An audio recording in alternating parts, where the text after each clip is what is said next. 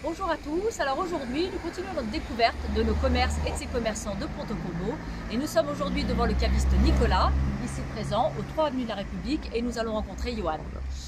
Bonjour Johan, Bonjour. alors voilà, j'ai présenté notre venue ici chez Nicolas. On a déjà fait donc plusieurs vidéos des commerçants de Ponto-Combo. On continue avec vous aujourd'hui. Très bien.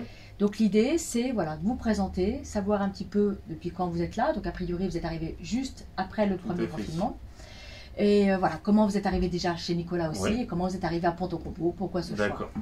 Alors, donc moi c'est Johan, je suis caviste Nicolas maintenant depuis on va dire bientôt 4 ans. Je suis venu chez Nicolas on va dire un peu par hasard, j'étais dans un BTS NRC et j'avais fait du coup un stage chez un caviste Nicolas, le caviste d'Auteuil, le Nicolas d'Auteuil qui était un des plus gros magasins de France.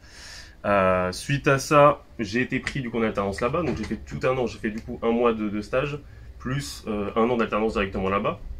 Et c'est ce qui m'a donné envie vraiment de travailler chez Nicolas directement et ce caviste là spécifiquement. Ensuite, j'ai fait du coup après ce BTS un CQP caviste sur Paris 18e où vraiment j'avais que des cours sur le vin, c'était de la dégustation, c'était vraiment chaque région avait du coup ses cours, c'est-à-dire qu'on pouvait faire du coup 3 jours d'affilée sur le même cours. Donc suite à ça, j'avais fait aussi du coup un an d'alternance à la vignerie chez le concurrent parce qu'ils avaient du coup des partenariats avec cette entreprise-là.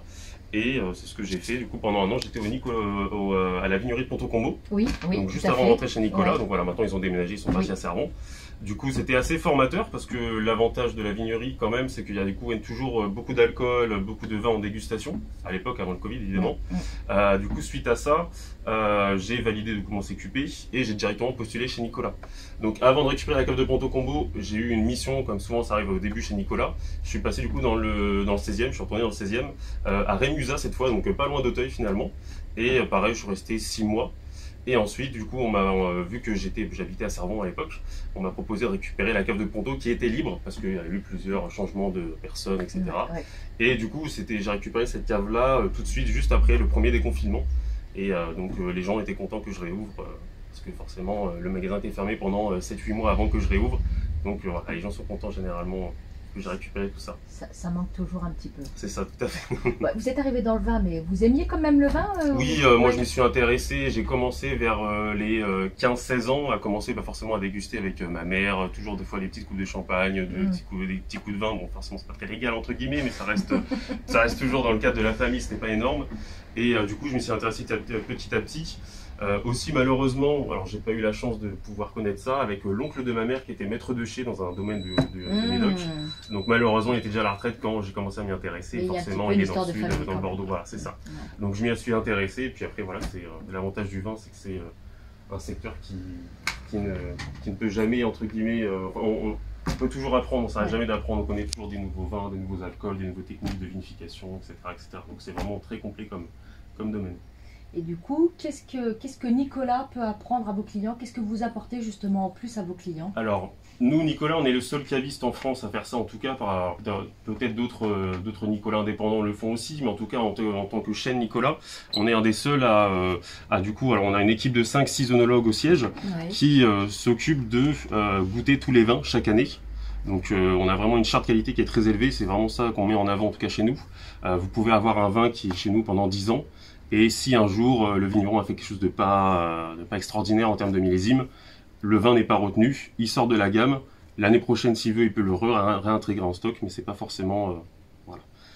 Tous les vins ne sont pas forcément gardés pendant X années. Exactement, tout à fait. Il y a toujours une revalidation tous les ans. C'est ça, tout à fait. Tous les ans, c'est toujours retesté. Si un vin doit rentrer en gamme, il doit forcément passer à la charte qualité.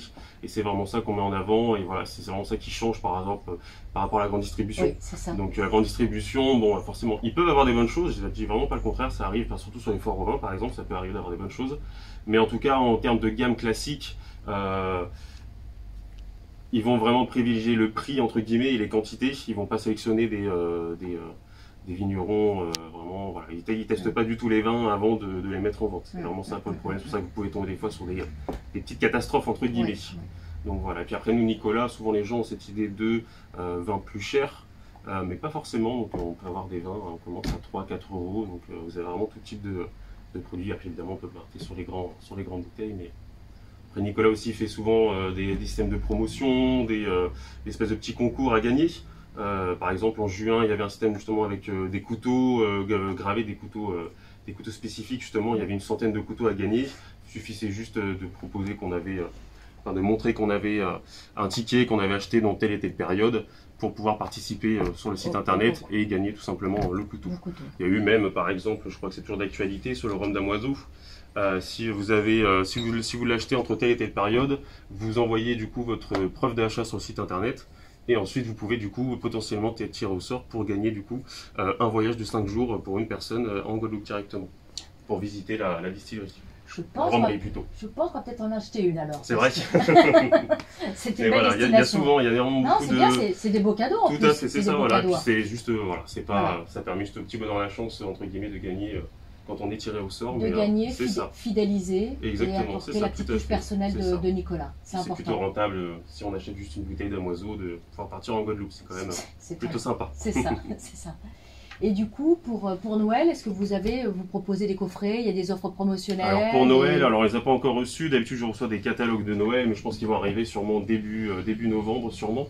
Donc c'est des beaux catalogues, j'en ai pas énormément, donc mais en tout cas voilà, vous avez vraiment toute l'offre promotionnelle qui est proposée dedans, et puis même des coffrets que je reçois qu'au moment de Noël. Par exemple, des coffrets sur le rhum avec des petits verres de champagne, même principe, etc. Donc voilà. S'il faut, de toute façon, vous le mettrez, je suppose, sur le site. Nous, on pourra le remettre. Tout à fait. Oui, tout à fait. Voilà. Bon, c'est pas moi qui le mets directement, mais c'est généralement le siège qui s'en occupe. Ils mettent même en avant du coup les coffrets avec des verres qu'on peut recevoir. Donc, et puis même moi, entre guillemets, ce que je reçois, je les mets toujours en avant sur le pôle qui a juste là-bas. Et puis même après moi, je crée souvent des coffrets moi-même. Des coffrets de vin, par exemple 3 vins rouges de Bordeaux avec 3 appellations différentes, toujours dans l'esprit de garder des vins qui sont hyper simples à offrir et qui plaisent au plus grand nombre de personnes. Voilà. Eh ben super. Eh ben merci en tout cas Edouard pour cette présentation. J'espère que vous avez apprécié cette petite présentation de Nicolas et que vous-même vous allez maintenant ouvrir cette porte très rapidement parce que je pense qu'il y a mille et une merveilles à découvrir. N'hésitez pas, à très bientôt. Merci, au revoir. Au revoir.